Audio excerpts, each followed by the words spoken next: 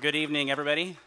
My name is Vance Blackfox. I am the director of a program at the Lutheran School of Theology at Chicago called Youth in Mission. And I have been honored and blessed to MC or moderate tonight's presentation as well as the panel discussion after our film this evening. We want to say thank you, a huge thank you to our host this evening, the International House Global Voices program here at the University of Chicago for their hospitality, as well as for their hosting this event, this very important event for Indian country. So let's give them a round of applause, please. The event is also in partnership with the Chicago Public Schools American Indian Education Program, as well as the American Indian Alaska Native Symposium of the Lutheran School of Theology. Some of you on the way in may have noticed a poster that's red out on the table. This event is also a part of a larger event that we're thankful for from the Global Voices program. To be joining us in this. So if you have a chance, please check out the activities that will be happening here in the Hyde Park area in and around education about Vine Deloria, theology, and Indian peoples, both cultural and theological. So check that out, please. Tonight we're going to introduce to you some folks who've offered their gifts to us in presentation.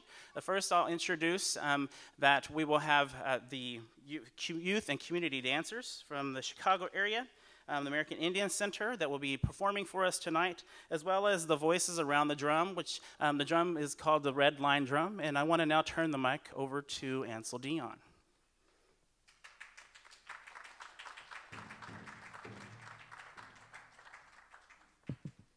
Check.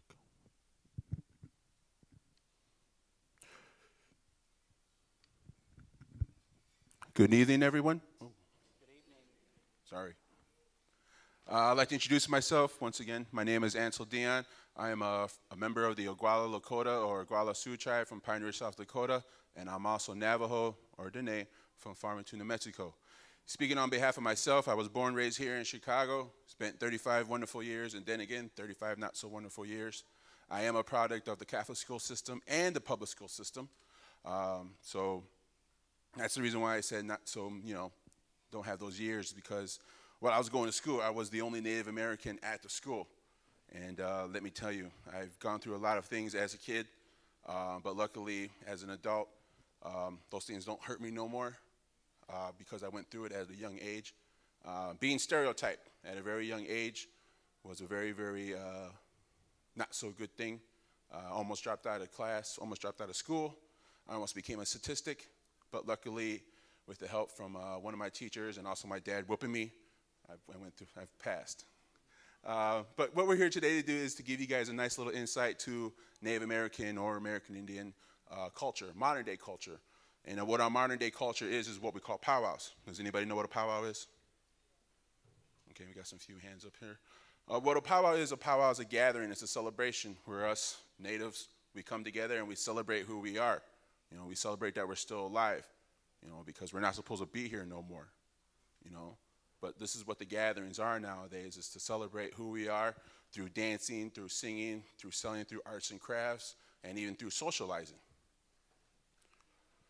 So that's what we're going to here today to do for you guys, to give you guys a nice insight. What a powwow is made up of, a powwow is made up of 4 circles. The very first circle that you'll see at a powwow is the drum. Now, the reason why the drum is this first circle is because of this beat.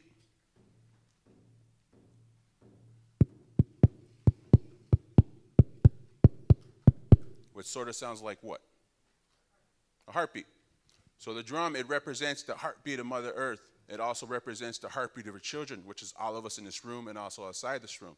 So this is the reason why this drum is this first circle. Now, without this drum, without this heartbeat, there will be no powwow. It's just, you guys ever go to a dance and there's no music to dance to? What's the point of being at that dance, right? You guys just get up and go home. So that's sort of the same concept that we have for this drum. Now, the second circle of powwow are our men singers. They sit around the drum.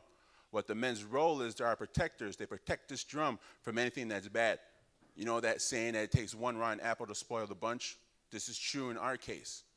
If that negativity surrounds that drum would break. So the men are making sure that does not happen. The third circle of a powwow are our women singers. They stand behind the men. Now, this is not to say that the men are better than the women, but the reason why the women stand behind the men is because a long time ago, the women, they gave us this drum.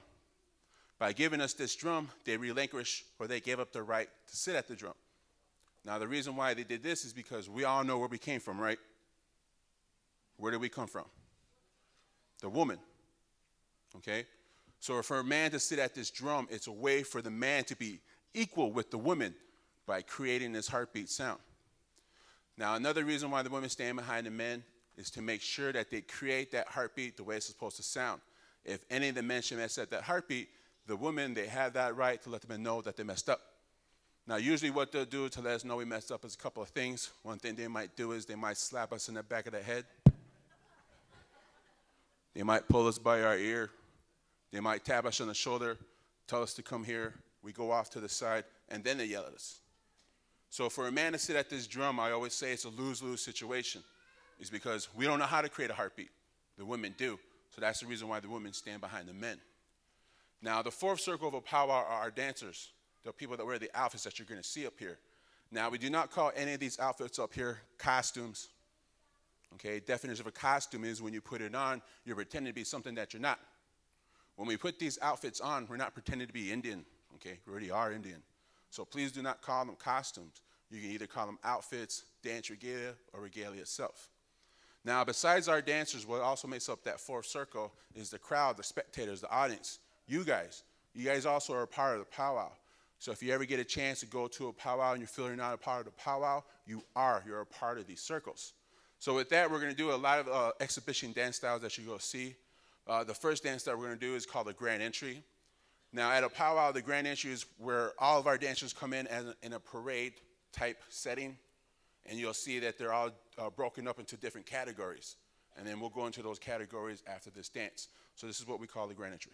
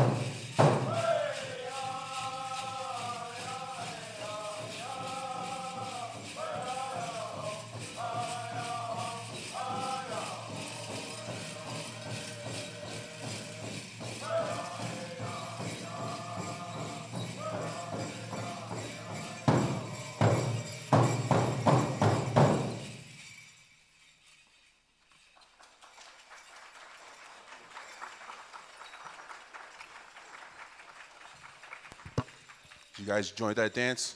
Please round of applause for our dancers and also for our singers. All right, this little dance troupe that is here today, we represent the American Indian community here in Chicago. We are an intertribal community, so we're all from all different tribes. You're going to learn about that a little later on when I introduce some of the dancers here today. So we all have different stories about these dances and about life also too. But as here in the American Indian community, we represent the American Indian Center of Chicago and also the Title IX, or is it Title VII? Title VII program out of the public schools. So a lot of the young dancers that are here today are from that Title VII program. So round of applause for all of our young people here today. But the American Indian Center of Chicago was founded back in 1955. It was because of the Relocation Act. A lot of natives were moved to cities like Chicago, Denver, and so forth. And the program was promised many different things for a lot of Indians that relocated to city life, like jobs, housing, clothes, food, and a lot of the promises weren't kept. So this is the reason why the American Indian Center was founded. It was to give those Indians at that time a place to stay for a while, give them some food, give them some clothing, and also have a place where they can feel like it's home. Okay, because that's what the American Indian community is about. Even though we're in a tribal group, we're all still natives. So that's why we like to continue that with all of our young ones too. So getting into the program, we're going to do some of the dances that you'll see at a powwow. The very first dance that we're going to do for you is called our men's grass dance. A lot of our dances have creation stories, origin stories, where they came from. This particular dance came from the Omaha or Omaha people from out in the West.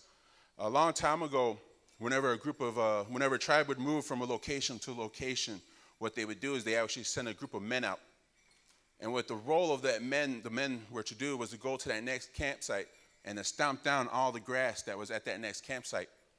So these are our old style lawnmowers. Hey. But that's what their role was a long time ago, was to move from the next campsite to stomp down all the grass flat so that the tribe would come in and set up their teepees or wigwams or hogans or what have you, okay? So I'd like to introduce our dancers here today. We have Anthony Purcell, who is Cree and Lakota. We also have AJ Purcell, who is also Cree and Lakota. We have Elias Francisco, who is Navajo and Ojibwe. And then we have Jay Burnell, who is Dakota. So once again, our grass dancers.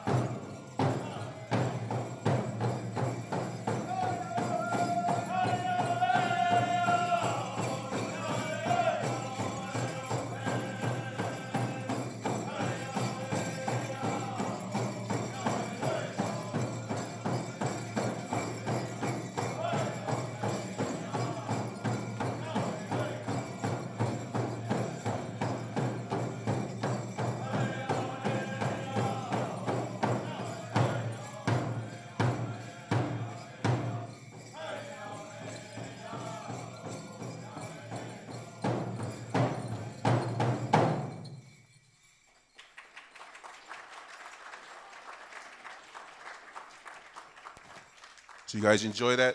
Please a round of applause for our dancers and also for our singers. Our next dance style that we're going to present to you is called our woman's jingle dress. The story of the woman's jingle dress is about a tribe. Now, one day the tribe started getting sick. It's because of the smallpox disease, and we all know about the smallpox disease.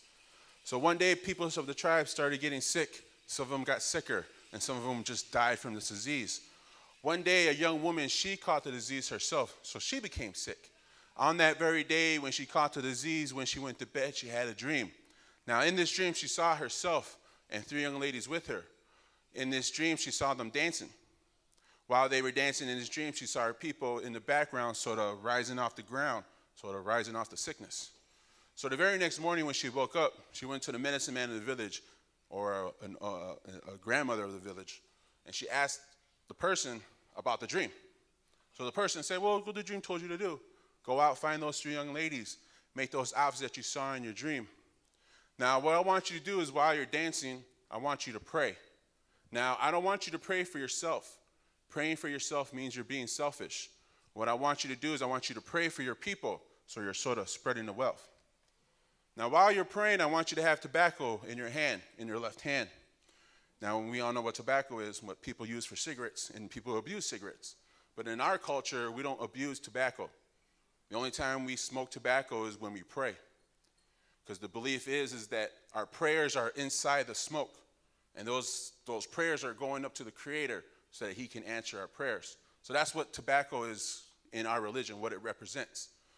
So she said, have tobacco in your left hand, and this is what you're going to do while you're praying.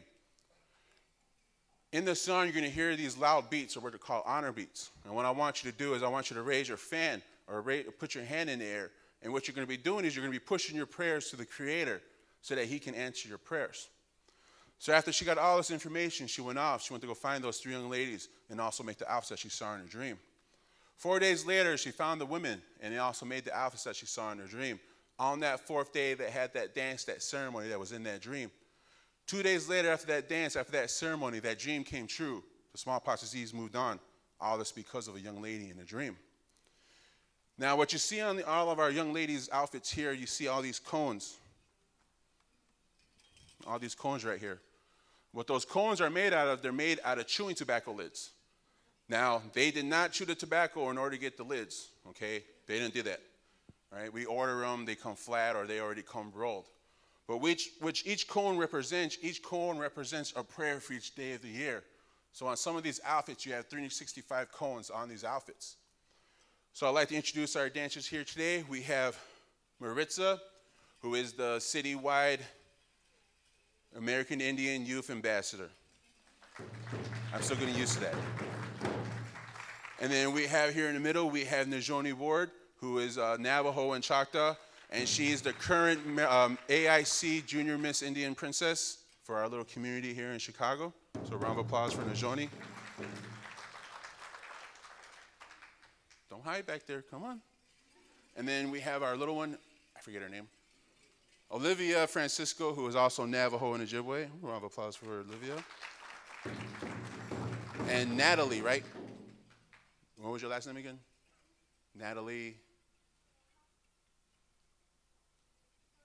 Oraha. And then you're what tribe again? Ojibwe. Round of applause for Natalie. And then this young lady is Alexis Roy, and she's Ojibwe, right? All right, round of applause for our dancers. And they're going to be doing the women's jingle dress.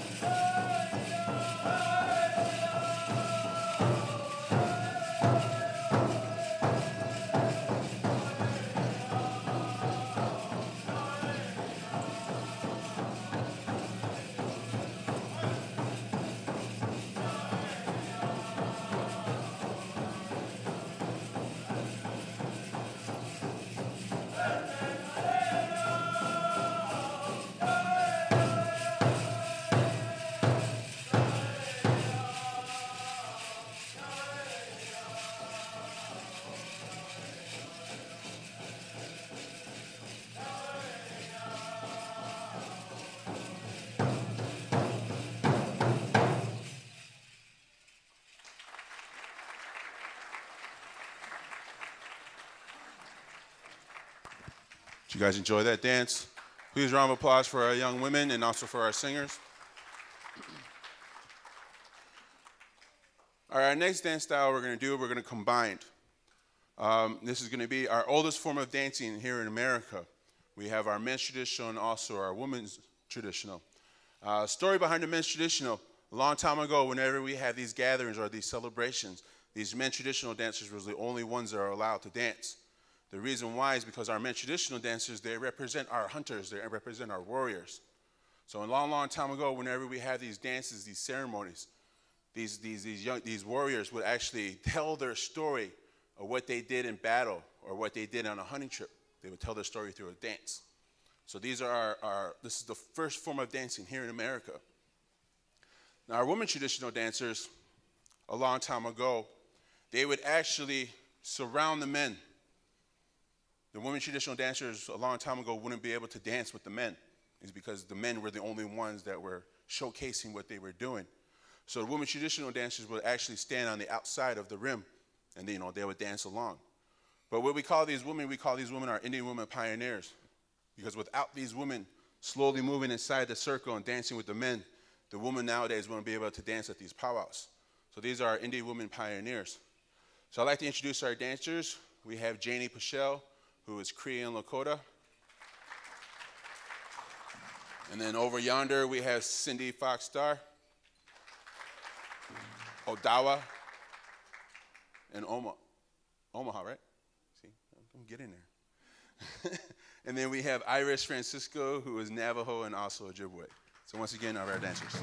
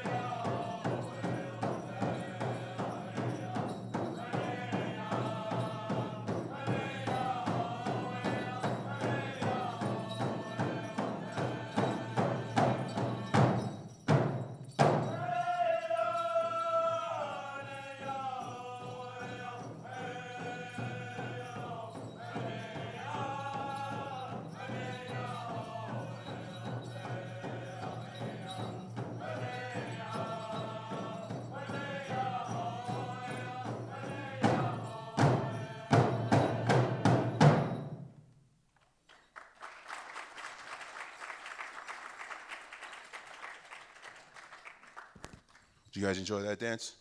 Please round of applause for our dancers and also for our singers. Our next dance style that we're going to present to you is called our Woman's Fancy Dance. The story behind the Woman's Fancy Dance is also about a young woman. Now, one day this young woman's loved one went off into battle. As he was in battle, he lost his life.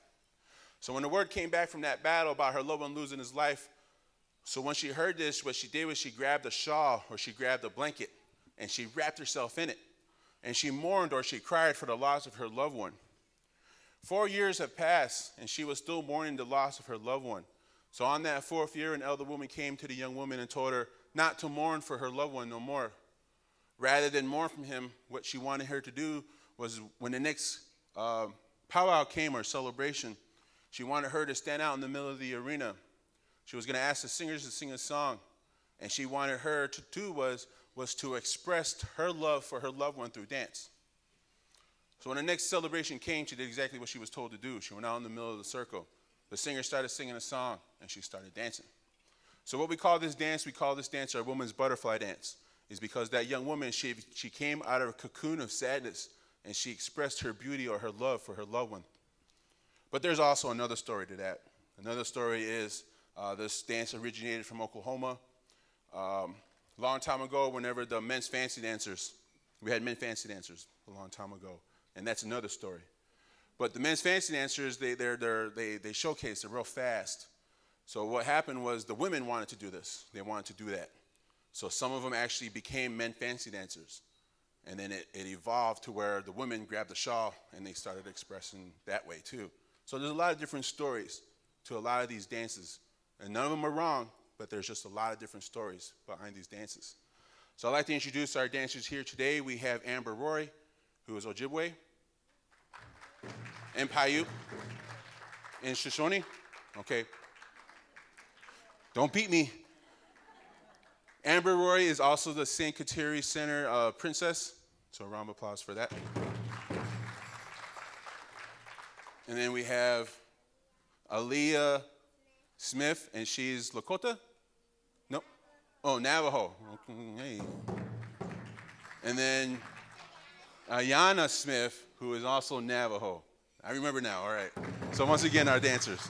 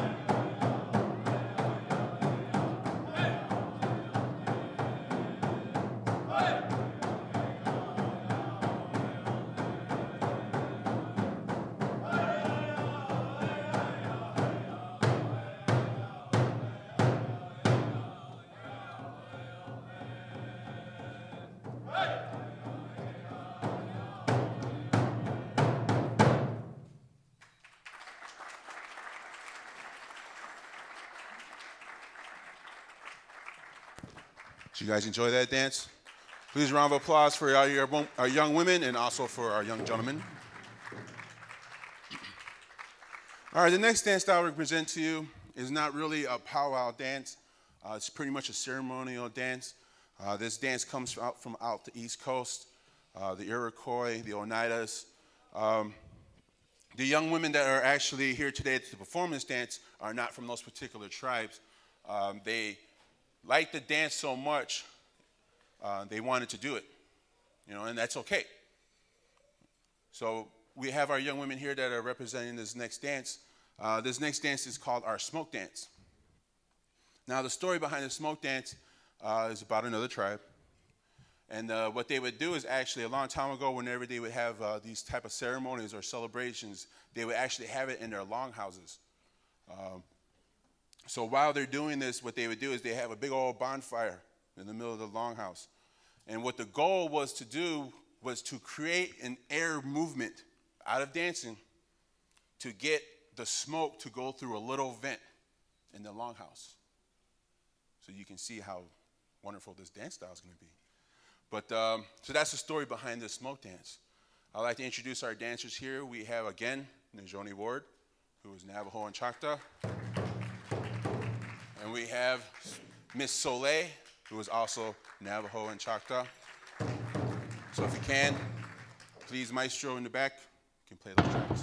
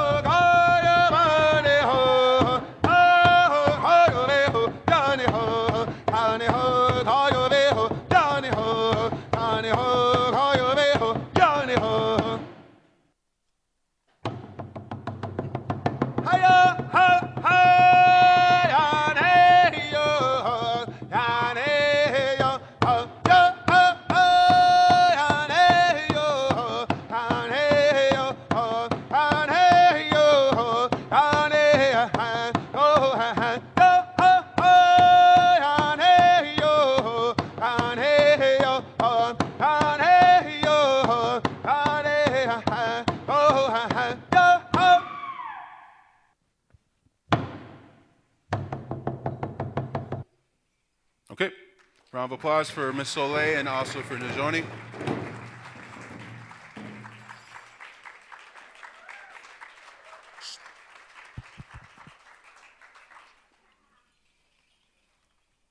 All right, our last dance that we're going to present to you is a social dance.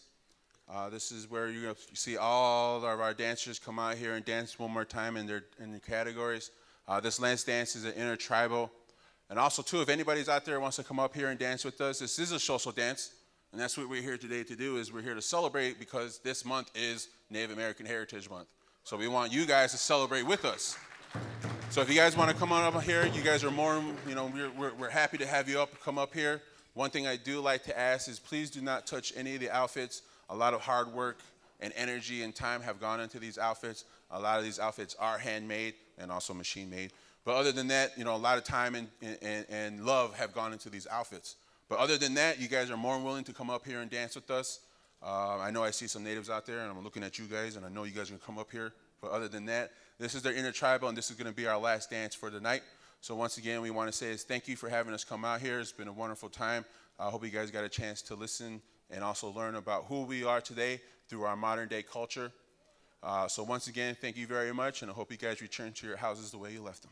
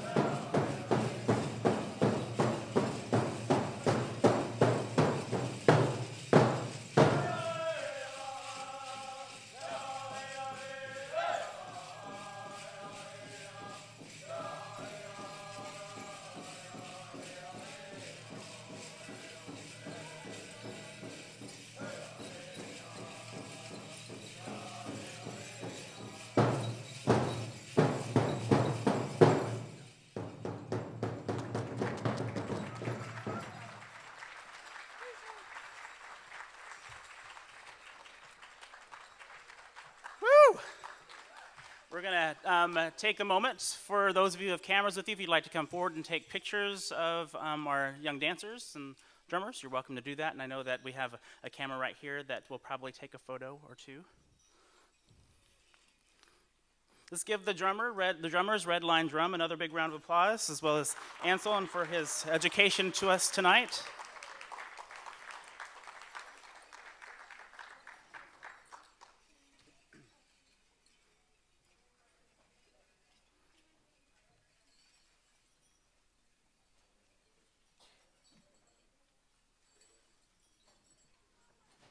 While they're taking pictures and also getting settled with their regalia, let's go ahead and take maybe just a short break, maybe 3 to 5 minutes. If you'd like to grab something else to drink, run to the restroom real quick, and once we're finished up here, we'll then begin the next part of our presentation, which will be the film screening. So please, restroom and more drink, and we'll start here in just a moment.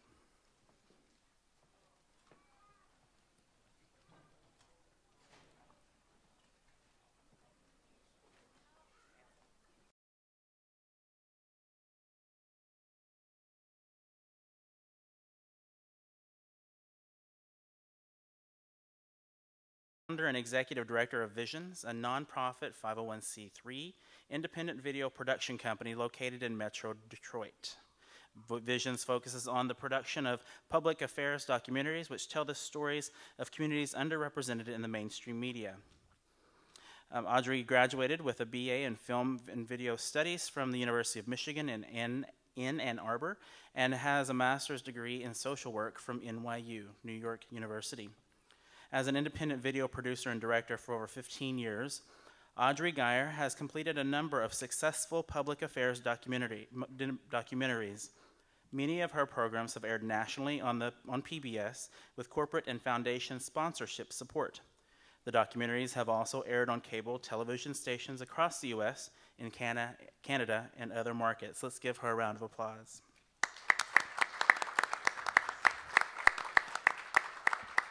With Audrey, we have Levi Rickert. He is a member of the Prairie Band Potawatomi Nation. Mr. Rickert is the founder of the Native News online website, which has branched off from Native News Network, where he has served, sorry, that's a lot of alliteration. I'm sorry about that, as the editor-in-chief and co-founder. Mr. Rickert has extensive work in American Indian affairs, having served as the executive director of the Native American Indian Center of Grand Rapids, Michigan. In February 2011, he co-founded Native News Network. Since that time, he has traveled to over 30 American Indian reservations. Additionally, he covered American Indian stories in Washington, D.C. that included covering the hearings on Capitol Hill, the National Congress of American Indians, and numerous urban Indian communities. Let's welcome him as well.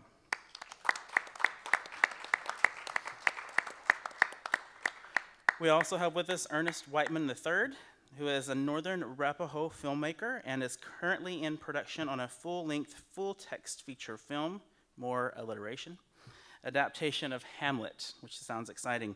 He moved to Chicago in the fall of 1999 to attend Columbia College, Chicago, where he graduated with a Bachelor of Fine Arts in Film and Video Directing in 2004. Ernest serves as the director of First Nations Film and Video Festival, Incorporated, a 501c3 nonprofit film festival dedicated to supporting Native American directors of all skill levels and working to find them a venue to express their views and screen their works. He also works for Chicago Public Schools Education Technology Department as a media mentor with Adobe Youth Voices and the Children First Fund. He teaches an upper-level course, Native Americans in Media, at the University of Wisconsin Parkside, where he develops curricula based on Native American first voice and self-representation in media literacy, his concepts on the authorship of expertise and how it pertains to authority, expertise, and representations of Native American culture and media. Welcome, Ernest. Our last presenter, panelist, has a very short bio, so I'm curious to know what she's hiding from us. Maybe she'll expand on that, but we have the very fashionable Kristen Simmons, who is a second-year doctoral student in the Department of Anthropology. A Southern Paiute scholar, her work focuses on issues of indigenous aesthetics, fashion, and law. So let's give Kristen a round of applause as well.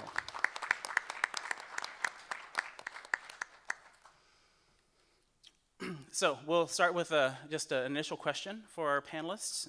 It's pretty directive, but if you can make it as broad as you need to. But let's take about a minute each, just to give a brief synopsis of your involvement. But also why were you inspired to make or be a part of this film, if you were indeed that? Or why do you believe such a project is important, if you were not a part of the film directly? So again, why were you inspired to make or be a part of the film? Or why do you believe such a project is important? So we'll let our director-producer begin. Well, thank you so much for coming. It's wonderful to see so many of you here. Are you hearing me okay? Okay, it just sounds... Maybe pull a little further. Okay.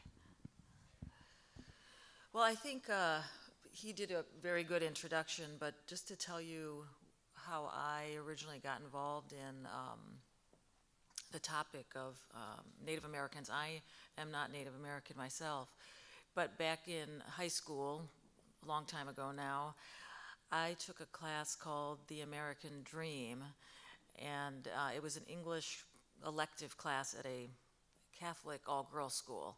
And so it was kind of an unusual thing to come upon, but it was there, and it planted the seed in my heart, I would say, to eventually do this project.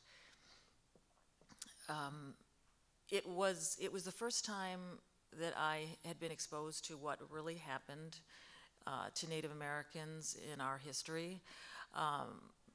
When I first came into the class, I had this view of cowboys and Indians and from the movies, and this class really opened my eyes to what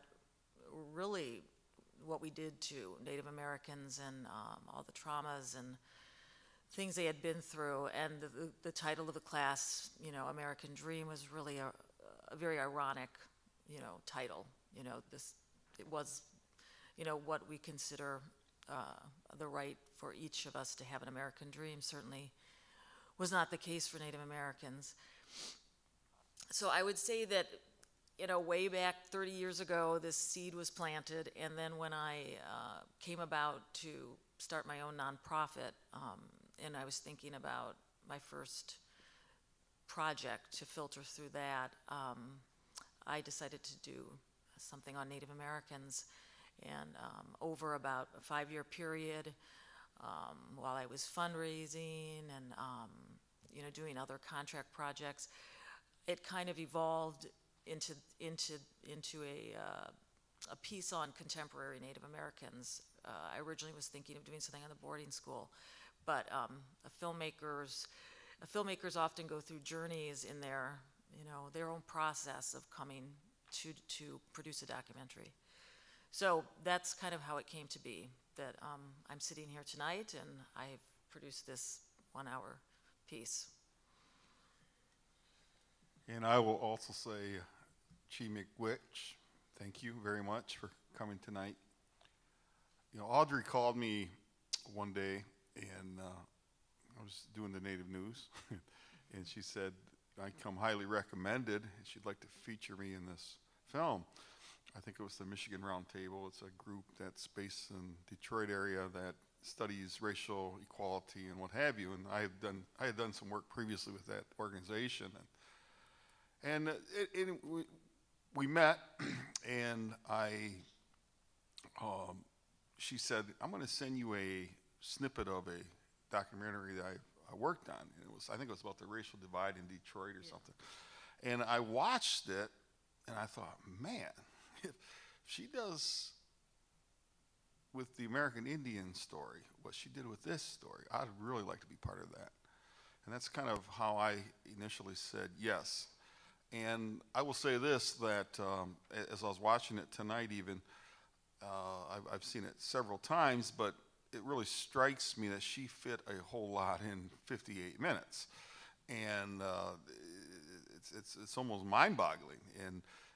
But I will say this, that it's so incredibly important for American Indians to tell our own stories these days. When I say these days, I'm talking in contemporary times. We know, as Native people, what the other story is. We call it his story, and we haven't always been pleased with his story, the other guy's story. So I'm really proud that I was part of this film, because 20, 30 years from now, my grandchildren and maybe their children will watch that and say, wow, this is what they were about in the year 2012, 2013. And I think it really is important for Native people to tell our stories these days.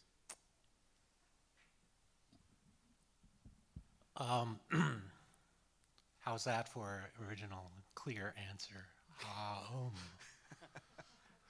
Remember that, Traditional. folks. If anything, remember that. I was actually asked to take part, to be honest, as a sort of a last-minute replacement, sort of a shallow replacement of somebody that's probably more deeper than I am.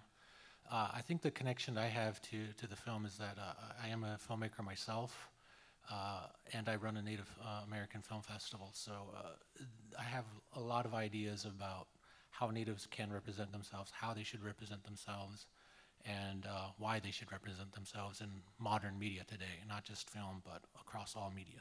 So I think that's the primary reason why I'm on the panel tonight. Well, hello everyone. I just want to say thank you all for being here. As a student of the University of Chicago, it's really refreshing for me to see this many Natives in a room. It's probably the most Natives I've seen in the 2 years I've been here. So I think, again, I was asked to join in as a replacement, but I thought the film was very important in the fact that, as was a recurring theme throughout, Indigenous peoples suffer from a history of violence, and there's a lot of erasure and misrepresentation, particularly in popular media. And so it's always refreshing to see, whether it's documentary film or Indigenous music or hip hop, like A Tribe Called Red, just all, or even Bunky Echo Hawk's, his work and his visibility with the N7 campaign, to see these kind of exposures of Native creativity and Native voices getting out there and addressing kind of a broad range of issues and topics. Thank you. Now, a few moments ago, I gave all of you an assignment to be thinking about what your questions would be. And so we do have a microphone just here toward the front. If you wouldn't mind making your way to the microphone to ask the question, I'd really appreciate it. Now, I know all of you will be like, oh, I don't want to walk up in front of people because I'm just shy and bashful. Whoa, settle down, people. Yeah, Settle down. Not at once. But I do encourage you to make your way now to the microphone to ask some questions of our panelists. Or even a comment or reaction to the documentary, or something you learned or didn't know.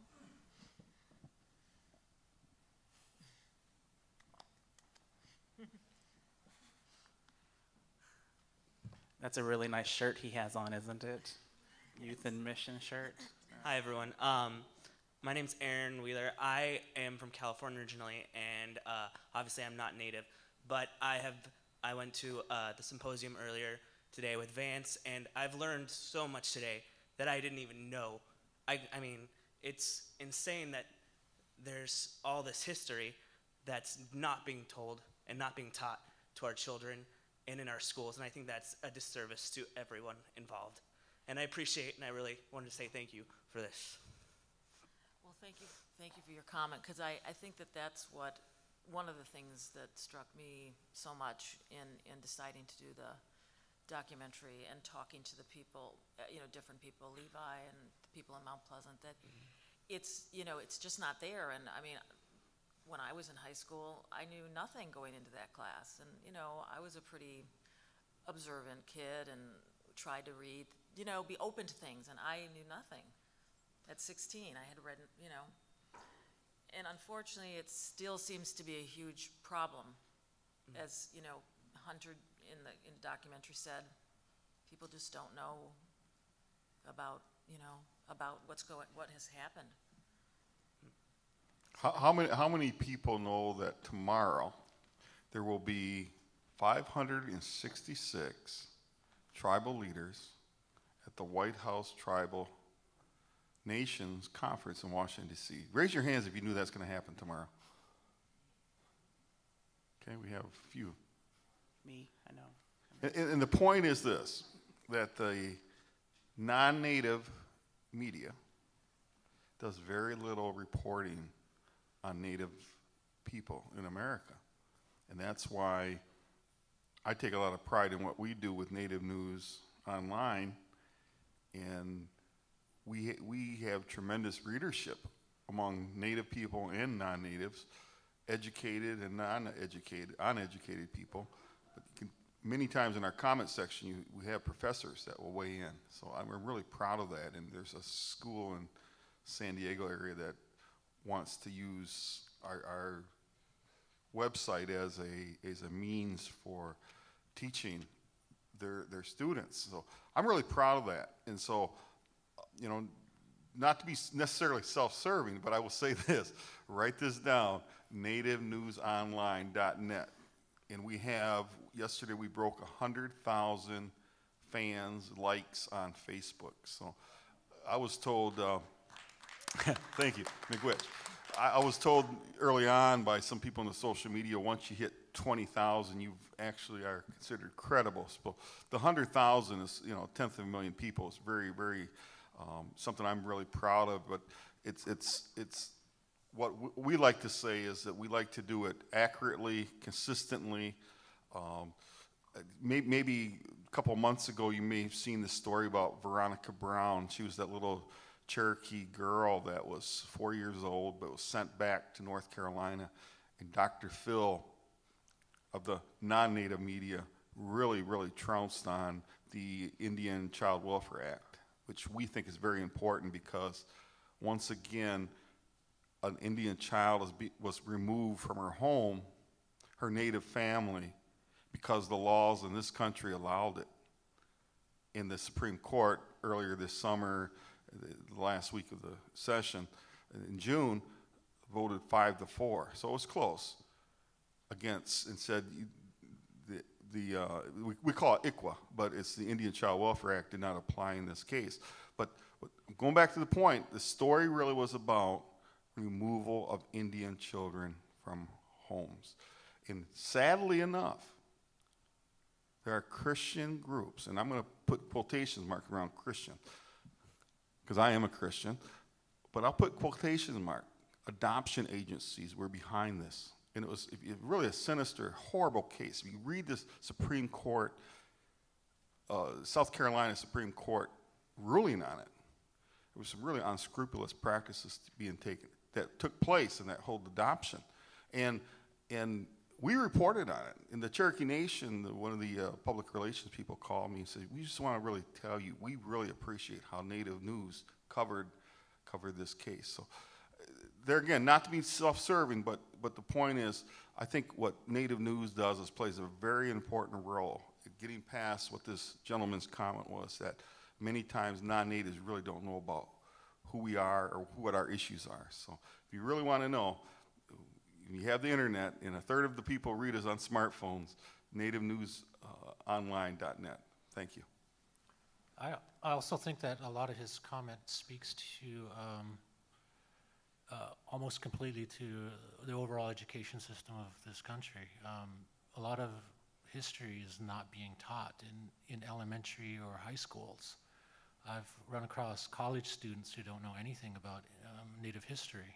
They don't even know the names of tribes, and they always seem disappointed when I don't want to teach them that, because that's the failure of their schooling, basically. And that also reaches into how media portrays natives, not only in how it portrays it, but the very lack of portrayal of natives in the media. So it encompasses a lot of areas, this sort of hiding of native history.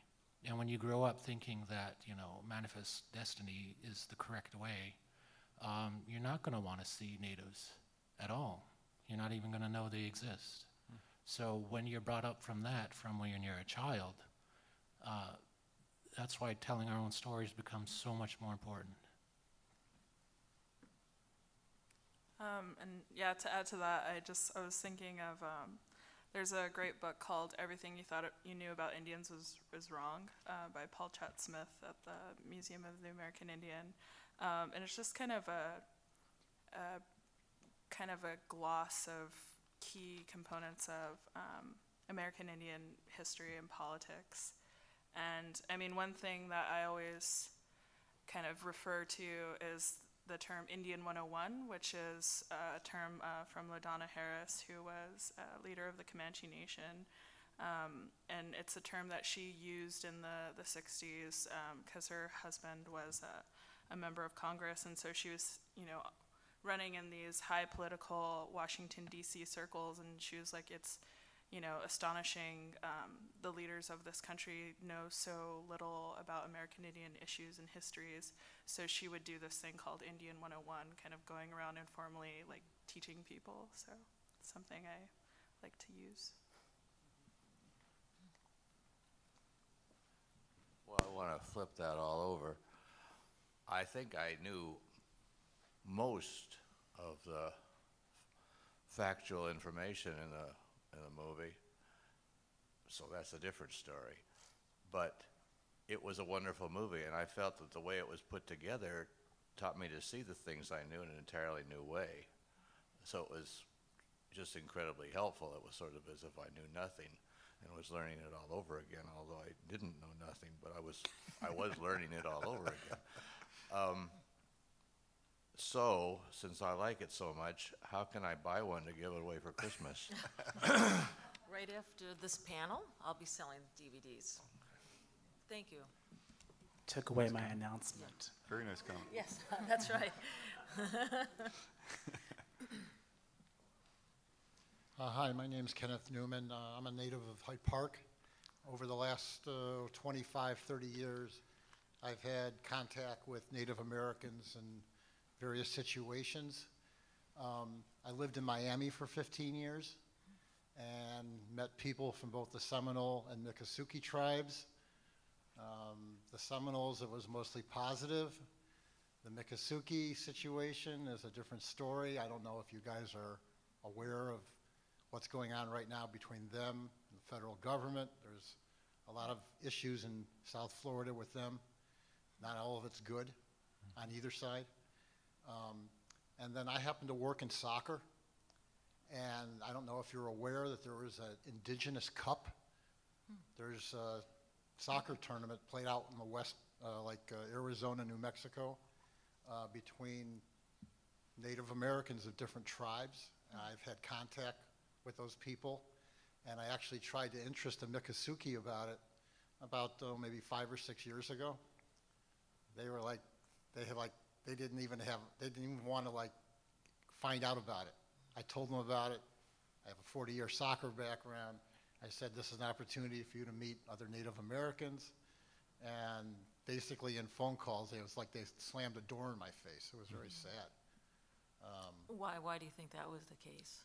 Well, the Miccosukees themselves are, frankly, to be ugly, they're part of the problem.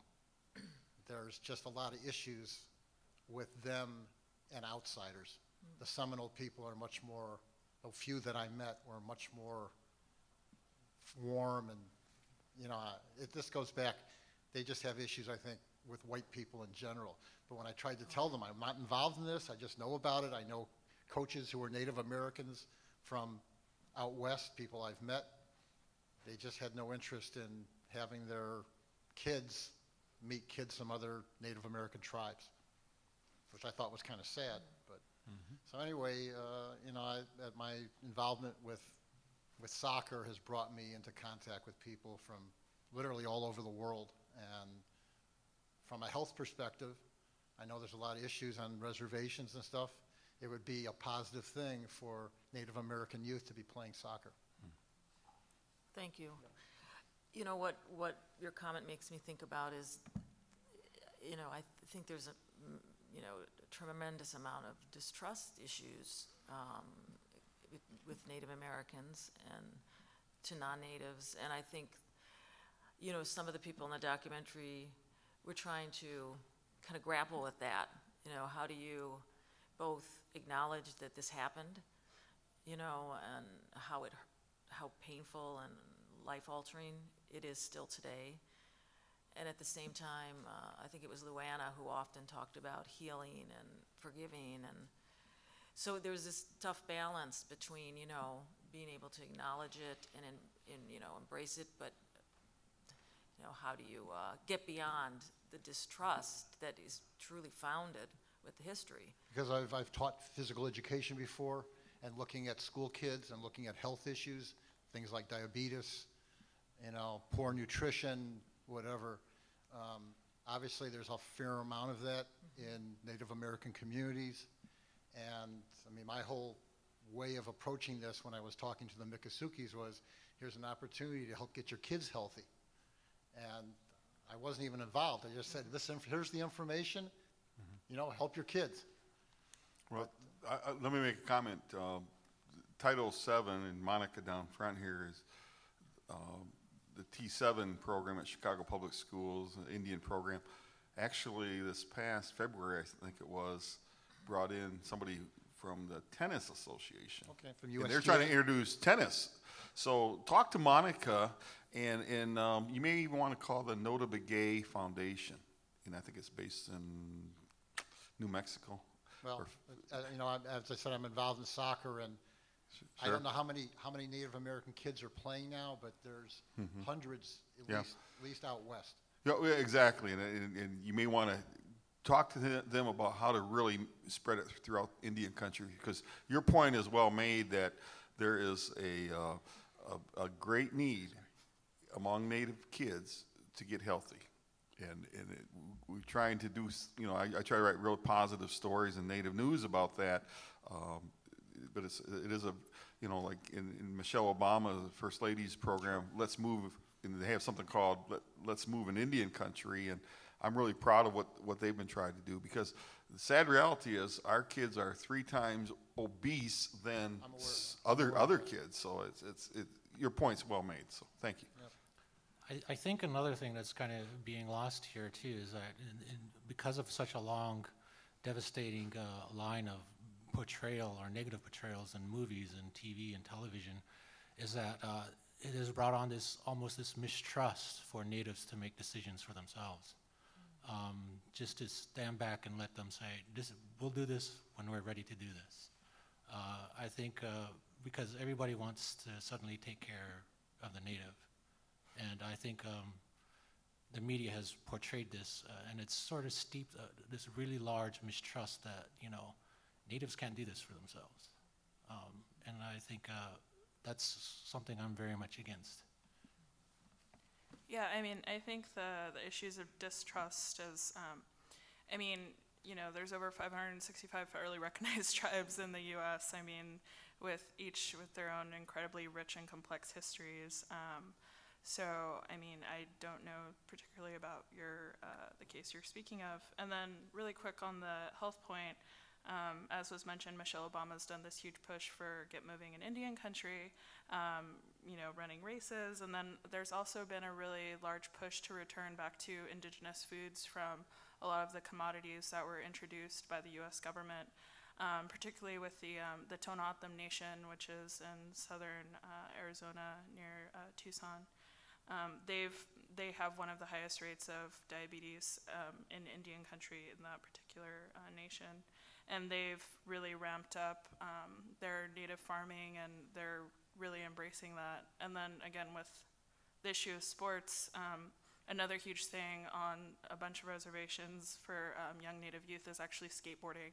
So a couple years ago, the Museum of the American Indian in DC had an entire exhibit called Ramp It Up about the prominence of Native skateboarding on reservations. And, you know, they're building skate parks, and you have, you know, like young res kids just going out and, you know, tearing it up wherever they can.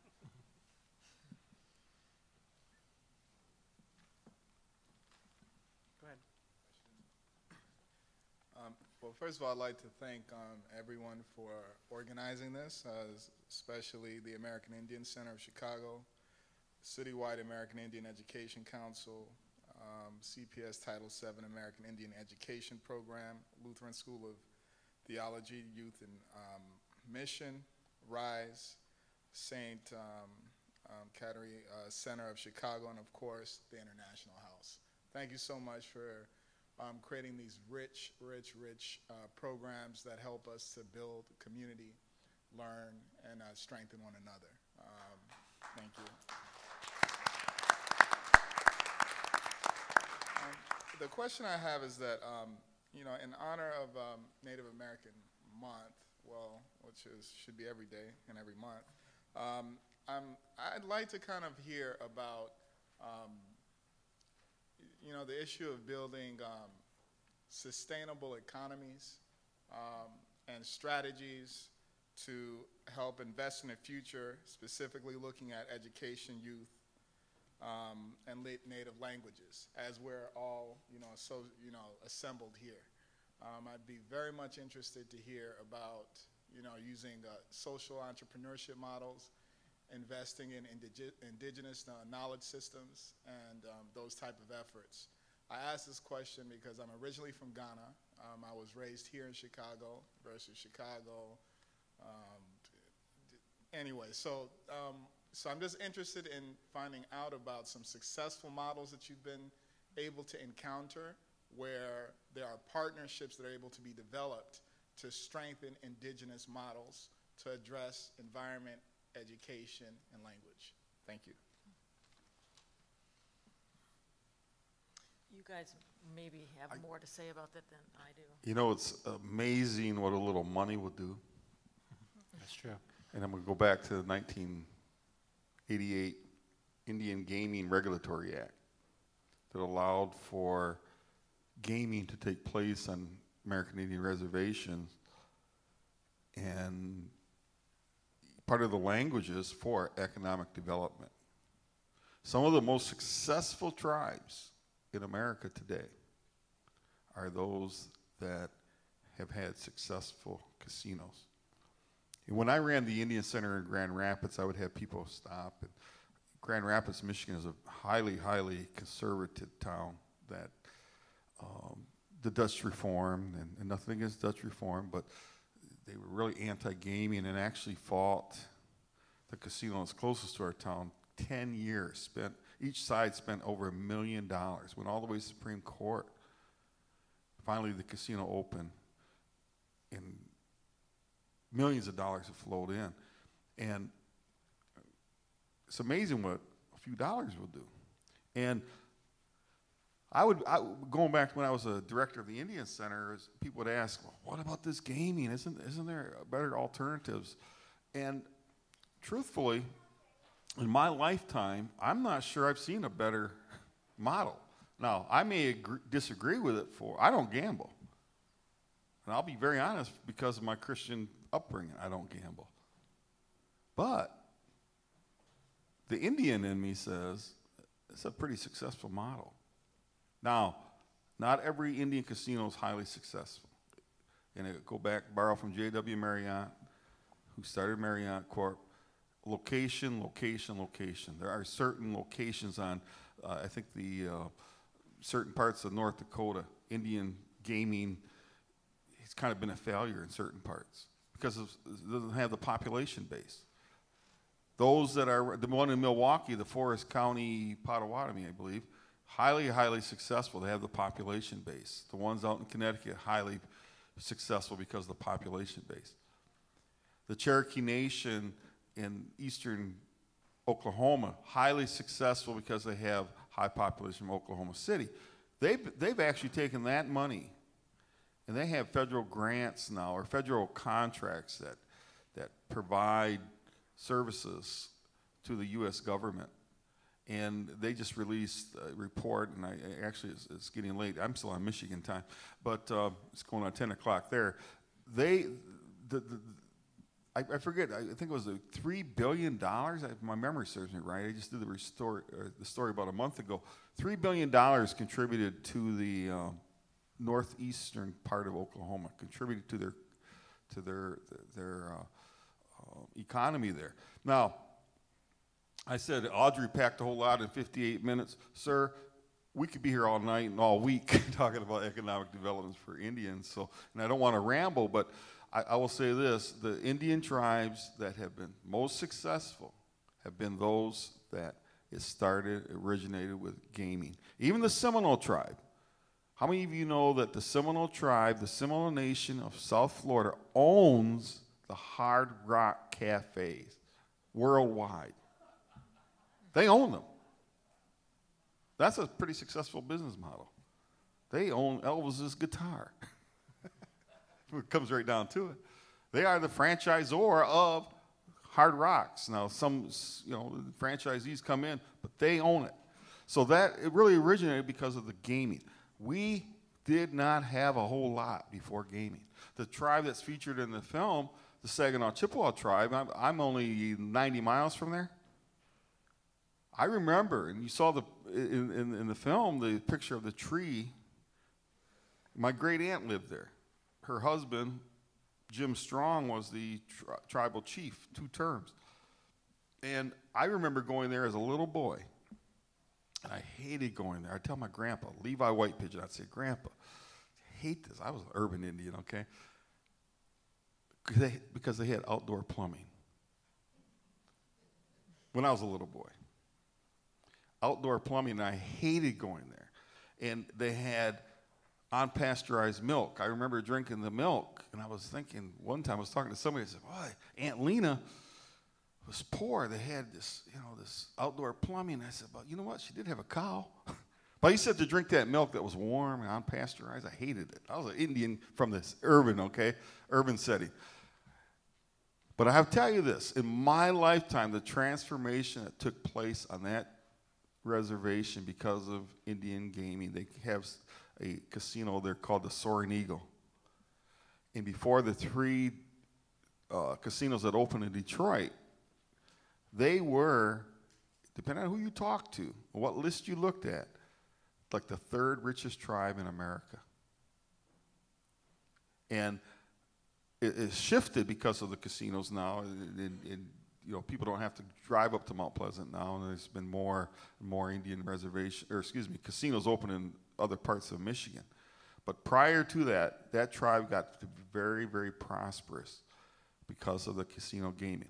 Now, there again, argue whether it's right or wrong for moral or religious reasons, that's not what we're talking about. But purely for economic development, the 1988 Regulatory Act, Gaming Regulatory Act for American Indians has worked. So that's in a long, long answer. Sorry. Just to add to that, I'm Southern Paiute, and my reservation is about an hour north outside of Las Vegas, Nevada. So gaming was not an option really for us as something viable. I mean, we're just outside of Las Vegas. But a good resource you could look into would be the First Nations Institute, which is a partnership between Harvard Business School and the University of Arizona. They do a lot of really great work there. So one thing that my tribe in particular has been doing, and a lot of tribes in the Southwest have been playing with the idea of renewable energy. So solar energy development, wind. There's some pretty prominent cases with the Navajo Nation, Hopi, Apache. My own tribe right now is in a solar energy development negotiation where it's the largest utility scale solar energy development on tribal lands, and we've negotiated to sell the energy to Los Angeles. So, gaming, yes, is a pretty important component to native economic development, but tribes have also been pushing to diversify, particularly with the economic downfall in 2008, not having all of your eggs in one basket. And another thing, linking it back to education, many tribes use their revenues to establish scholarship programs and, create language schools or put their money back into their community. So,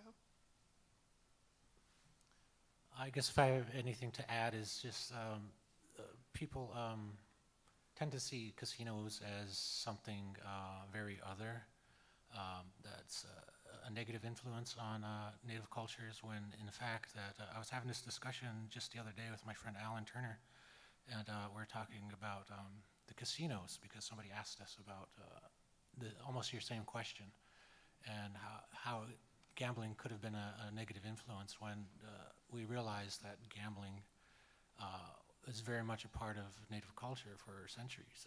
It's just the type of gaming is a different type of mindset, you know. When you're gambling with your people, it's a social thing. You're giving up things, you know. You're betting things, but it's also in terms of sharing. You know, you earn this. It's like giving away. Whereas casinos could be seen as just sort of a mentality of taking and taking. But the idea that they've very much improved a lot of reservations. I know my tribe, the Northern Arapaho in Wyoming, were one of the first tribes to actually step in when the Gaming Act was enacted, and put up a bingo hall, because I used to work there for many years, and that now they have 2 functioning casinos on the reservation for both tribes on the reservation. So, and they've incorporated that revenue into immersive language programs and cultural programs, just to sort of really establish the language back with the very little kids, you know. So it helps.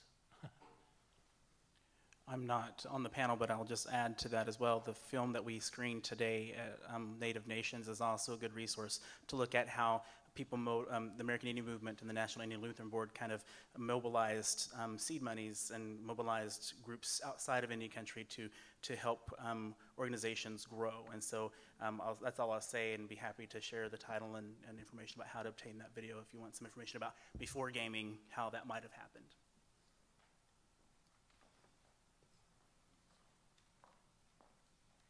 Hi, I'm got interested in my 50s in American Indian history. I was locally studying about our local history in Downers Grove, and I came across some stories about the Potawatomi, and I was so touched by the stories that I wanted to find out more. And I felt very cheated because I didn't know any of this history. I was born and raised in Chicago and around Chicago. I didn't know Potawatomis lived here. I had to, I found out in my 50s this. And some of the stories were so wonderful. One, and it shows how interconnected history is. One of the stories about a Potawatomi woman who was going by and a boy was bit by a rattlesnake. She stopped and she helped him. And he later became a judge and wrote a book about his parents being involved in the Underground Railroad. And if that book hadn't been written, this house that was part of the Underground Railroad wouldn't have been saved, and now it's being turned into a museum. So how interconnected history is. And if this woman hadn't stopped, so one of the things I learned historically too is how much interaction in positive ways there also was historically. It wasn't all negative. So what this led for me was a journey of meeting Potawatomi and becoming friends. And I know Eddie Joe Mitchell. Maybe you know Eddie Joe? No? Okay. He's in Prairie Band. But I've met Sharon, who Sharon's with, and she's Citizen Band Potawatomi. And she's a wonderful photographer, and she's going to have her photographs shown at Rockefeller Chapel in April. And they're going to do a program there, part of Spirit Week, so you may want to know about it. And so I just wanted to share that, if you can make any comments. And I had one question. I wondered for you in making the film, and any of you involved with the film, what it meant to you personally. So, any comments? For me personally,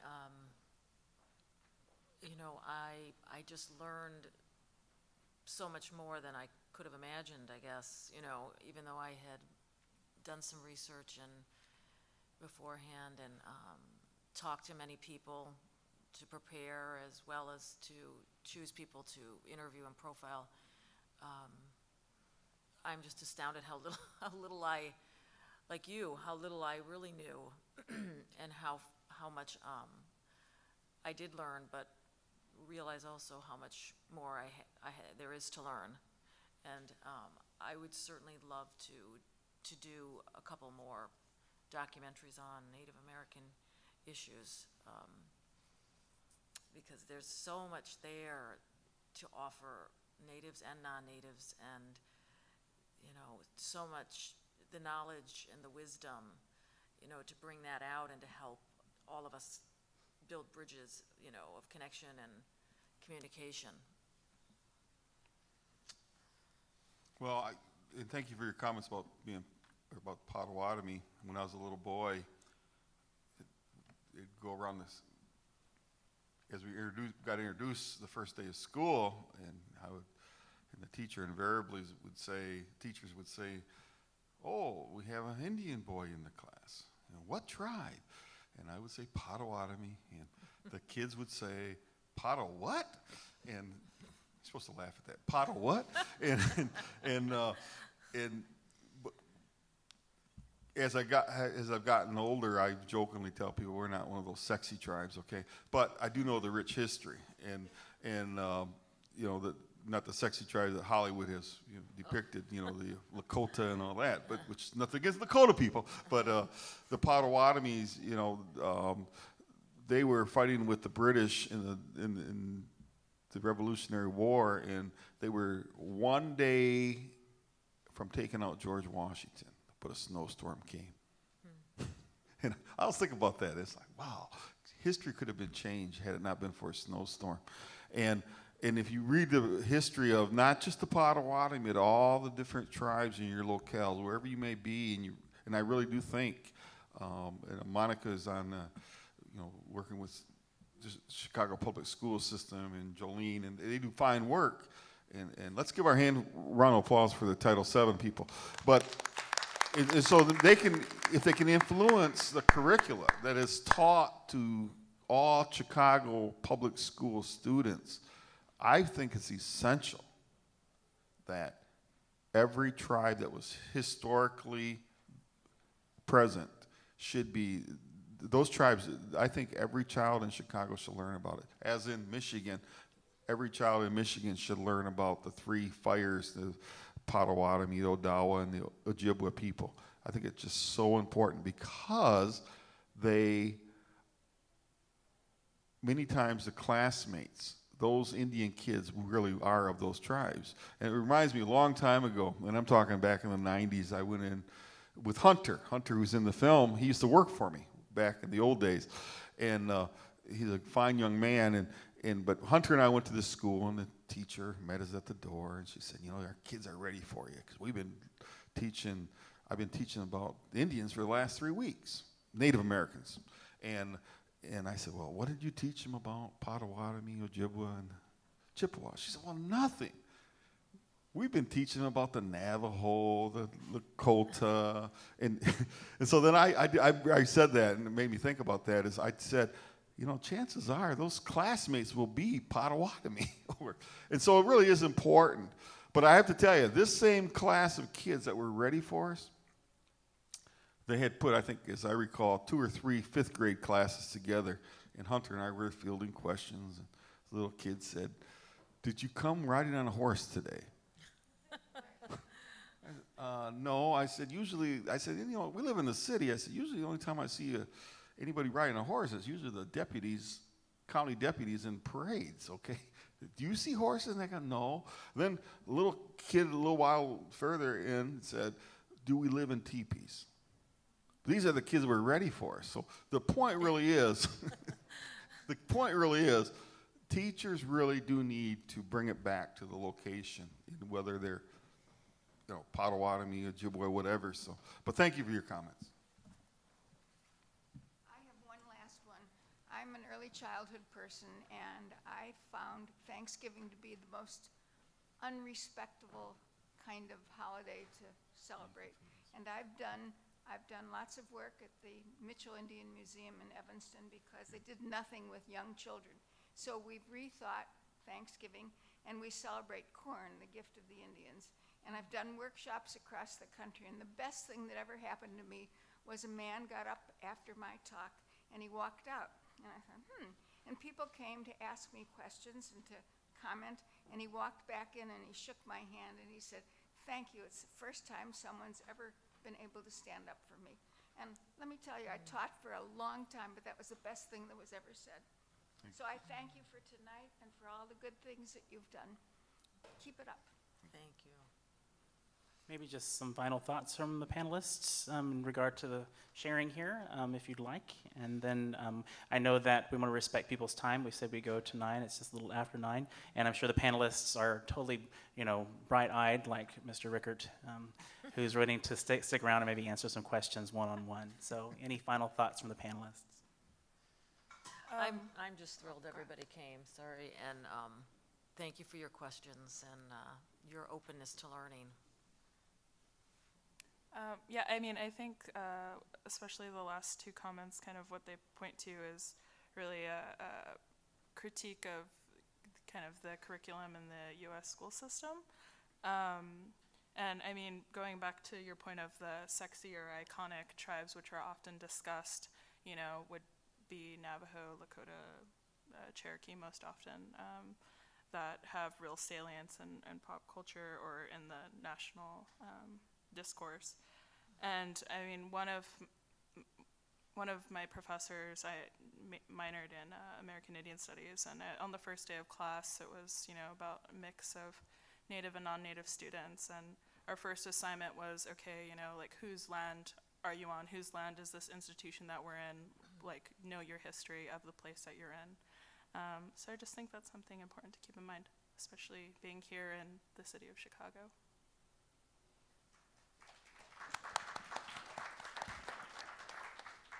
I guess the one thing I would hopefully leave you all with is question your sources. We know that history is not very complete. Try to find the fact beneath, the veneer of, the historical. Scratch under the patina and see what shines, so to speak. This mistrust of us to not let us tell our own stories in our own voice is still growing, especially in mainstream media, when we still can't get an actor to play Native roles. That we have a TV station that will only last a month. That mistrust is still there, and just be open to have your expectations be questioned. Have your expectations, expect those to be wrong. The one thing that really needs to come out of our culture as a whole is our collective ego, that we're afraid to say we're wrong, or someone smarter can tell me what's going on. Just keep in mind that it's an incomplete picture, and we'll get to completing it as soon as we can. And I would like to say, I really think it comes right down to respect, and I really like what the International House was about, is been able to allow us to come in and show the film and bring in you as the audience who have shown the utmost respect and are showing your eagerness and your willingness to learn about other cultures. And I just think that's so important, and that is one of the 7 teachings of the grandfathers, as the whole word about respect, and so that's really what it's about. So let's give Audrey one more last round of applause for what she's done. Wow. Good job. Yes, thank you, panelists.